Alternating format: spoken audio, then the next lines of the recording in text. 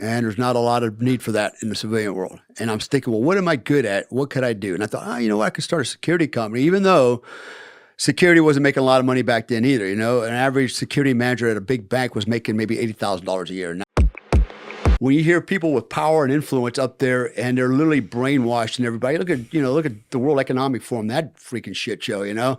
That guy's funny. You know, but these people are manipulators, man, and everybody else is not paying attention. You know, I hate when people say, "Well, you know, I don't watch the news anymore." It's like you should watch the news because they don't want you to watch the news because they don't want you to watch what they're doing to you. Well, the news, you know? but the news is also all slanted. None of it's real. Right, and that's why you should watch it because you need to watch the shit show and then do your own critical thinking. Right? Yeah, but like people. That's the problem, though. People will watch something like that passively when they do, or they'll see the clips on social media. And you got to remember, everyone, you know, they got their family, they got their job, they got their life. Yeah, we want to see people that make decisions for themselves and don't just listen to what's said. But if they're already listening passively, I'm thinking of like smart people out there too, who it's just kind of passive. I see it happen all the time where people are, and I'm guilty of it sometimes too, because I'll hear someone be like, oh yeah, that thing.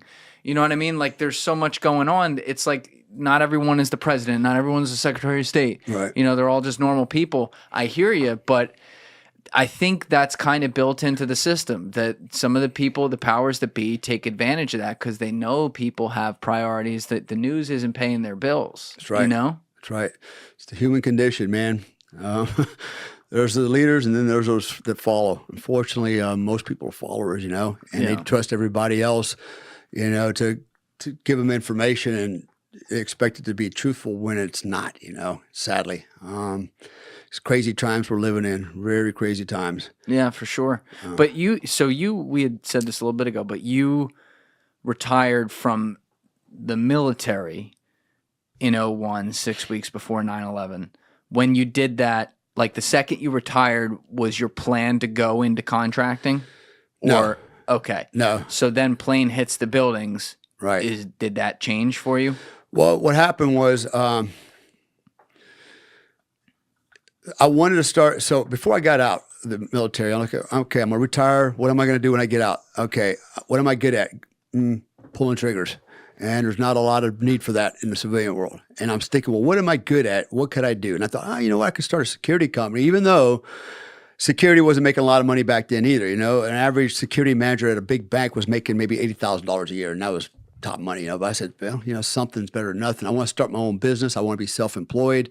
So I started a security company and had a partner. We started campaigning in the nuclear security sector, private sector. And then, anyways, made ourselves known. Nothing was happening. And then 9/11 happened. And bam, the doors opened wide open for us. And before you know it, we were making shitloads of money in the nuclear security sector, doing basically hardening all the nuclear power plants in the United States. Whoa. Everything. I mean, all aspects of security, man. We did really well. In fact, a lot of the security apparatus constructs that you see in that sector now was derived from my company. So much so that in 2004, G4S came along and said, hey, we want to buy your company, you know. And I was like happy to do that because I didn't think this was going to live very long, right? But man, I could have never been more wrong. Here we are, right? Security is still a big deal. And the threat's still evolving, you know. But I was smart enough to start a second company right away, sold it later on, 2011. So my goal was not to get into contracting. My goal was just to run a business and do security consulting. And then I got recruited by, you know, the government at the same time. Now, is this Ground Branch? It's whatever you want to call it. And so anyways, I ended up doing that for almost 9.5 years. And I wasn't supposed to. I was supposed to do it for about a year. That was my plan, check the block. Before you know it, 9.5 years went by and I'm like, damn, you know. And then I mentioned that ambush earlier, the last ambush, the final ambush. I decided it's time to get out and do something different. So that's what brought me back. Which ambush was that? Number 5. It was... I got ambushed one night. Basically, we got boxed in on this. It was one road down the Kunar River on both sides. Where? Kunar. Yeah, where? Afghanistan. Okay. So on both sides. You didn't talk about this on camera? I thought I did. No. No. I started to maybe. Yeah. I went on a tangent. All right. Like Go I ahead. always do. Tell the story. I need more coffee. You No, want some more? no, I'm good. Okay. I'm actually getting a Gonna headache. say, I think you're about to fucking blow through that window if I give you more coffee. I know. I drank a gallon of it already. I had to, man. I haven't had no sleep since Sunday. Been traveling 32 hours on one flight from Indonesia to Manila. Anyway, God damn. I Well, drove you're here. drove 5 hours last Yes, night. So and thank you for doing that. That's by the all way. right. There's a whole slip up with the Yeah, no with big the deal. airport and everything. I appreciate you. But that ambush, the one I'm referring to, what happened was we were on a river road, small dirt road. We drove into an area that's about 7 kilometers that the Taliban owned. It was their territory. Who's had we? My group that we were traveling with, right? Got Small element, and there were mountains on both sides. We were basically on the road, running along the river. You can't make a left or right turn. You got to go north or south down this road, and we had to stop. And in very short order, we heard the Taliban on the radio. They had set up ambushes on both ends of our small convoy, and they were getting ready to hit us. And then I realized, oh shit, the only way we're getting out of this is we got to run the gauntlet now. And we know they're going to hit us. We know they're going to blow us. They set up IEDs. We knew where they were.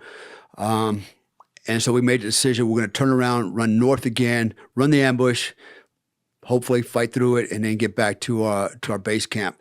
And I remember when we turned around that night, there was a total we had like 23 vehicles. And we're spread out about 50 meters each. So think about that for a minute. We're over a kilometer long convoy, and on that road, you can only travel maybe 5 miles an hour max speed. It's just a really bad dirt road.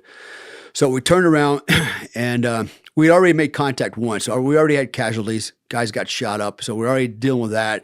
Got the vehicles turned around, and we had called in a AH-6 Apache attack helicopter. He actually had gone back and he had reloaded, refueled, got more ammunition, came back, and we decided, okay, we're going to let him run out in front of us, strafe the road, and then once he strafes the road, we're going to start driving. As we're listening to the Taliban on the radio, because we had what's called an ICOM radio, that's what the Taliban use. So it's pretty much an open channel, and we had a couple, and our interpreters were listening to it, and they were telling us what the guys were doing. And they had actually they had changed their tactics over the years. They used to hit us from a distance, long-range ambushes. And now what they were doing is getting right up on the road, right? And then actually getting between the vehicles. So now we're in a crossfire. And they also knew that, the helicopters, close air support, can't engage them either. Otherwise, they would engage our vehicles, right? So they got a little smarter as time went on. And so we knew they were near the edge of the road. And we knew what they were going to do. In fact, we heard them say, hey, we're going to hit this vehicle, and they got this weapon system, we're going to grab that, grab this. And by the way, this goes all the way back to the Mujahideen and the Russians. They used to do that as well. They would usually hit the last vehicle in a Russian convoy and just clean it out, because they knew the Russians were going to turn around and come back and help these guys. They're going to keep on booking. So we knew what they're going to do. And we're sitting there, and the helicopters came in, started strafing the road. And then the first vehicle left. I remember watching through my night vision goggles, all the guns open up, and the instructions were, as I gave them, I said, shoot at everything and anything a Taliban could hide behind. Open every gun system on your truck and let them shoot, right? We had guns placed in every direction. So the first vehicle takes off at a blazing like 5 miles an hour, shooting. And then the second one, and then the third one. It's like March of the Penguins, And I'm like the 15th truck back, and I got all the antennas on mine that says, command vehicle, blow this one up, right? and I'm actually driving my command vehicle, and I got, my Afghan interpreters with me. And I'm telling the same thing. I go, dude, as soon as I start driving, I said, shoot anything where a bad guy can hide behind it. I said, don't relent until we get out of this thing. So as I'm sitting there, I'm watching the vehicles go one by one. The firefight starts. I got time to watch the show and think about it before it's time for me to start driving my vehicle, right? And all of a sudden, I thought, you know what? I've been in a lot of ambushes, but I've never actually had to deliberately drive into an ambush to get out of it. But I have no choice this time. And then I started thinking, man, what if I don't make it out of this one? I am driving the one with the antennas. And so I thought about my family, and I took a moment. I said, okay, I want to visualize every one of my children's face, everybody's face, my wife, my kids, one by one, see their face for the last time, maybe their face, their face, their face, their face, their face. And then what I want to do is get that all out of my mind. So I'm no longer distracted by that, right? And knowing that would be maybe the last time I ever think about them or see them, Now I need to do is be laser focused on. How much time do you take to do that? a couple seconds. It was That's just, it. I just closed my eyes and thought about it, and I saw their faces, you know, taking a deep breath, you know, and got over that piece of it, and then started moving out. And I remember I broke the strut on the front right side of my truck, right? So now I got the wheel rubbing on the side of the wheel well, and it catches on fire. So I'm the only truck with his wheels on fire, doing 5 miles down the road, going, shoot me. The wheels are on fire. Yeah, because the struts broke, because the roads were so bad, you know? And, but I lived through it, got through the other side, and we had maybe 7 trucks get shot up, a couple more casualties, but we got all the way out on the other side. Like I said, they owned about 7 kilometers of this dirt road. And I remember we're listening to the radio, and the commander's yelling at the guy that had the clacker for the IEDs, because there was a S-turn, and he had set the IEDs up in the S-turn, right, in the apex there, when we knew we had to kind of slow down to come around that corner. And he never fired the IED. And the commander's like yelling, "Why didn't you blow up the IED?" He goes, "I couldn't, sir, because they were shooting so many bullets at me, I couldn't get my head up." I go, "Well, I guess the plan worked, you know?" And so we didn't get IED'd. We did take some shots and stuff like that, some casualties, but you know, we got out of it. But after I got out of that, I thought, that's it. I made it. I'm done.